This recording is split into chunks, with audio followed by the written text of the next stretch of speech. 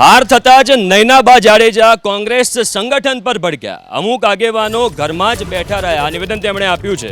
નૈનાબા જાડેજાએ હારનો ટોપલો સંગઠન પર ઢોળ્યો છે। આ મોટા સમાચાર।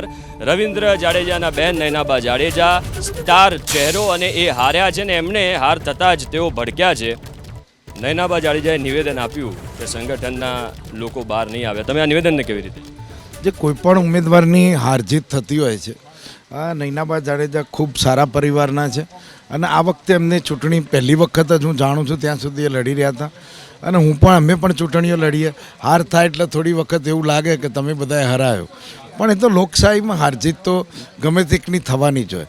તમે ચૂંટણી લડતા પહેલાં તમારે બધું જોઈ લેવું જોઈએ કે કેમનું છે, મારા તરફી કેવું વાતાવરણ છે, હું શું કરી શકીશ, મારી કેટલી શક્તિ છે, એ પછી જ ચૂંટણીઓ લડાતી હોય। ભાજપમાંથી હારે તો આવા મોટા ભાગે આવા નિવેદનો જલ્દી કોઈ આપે?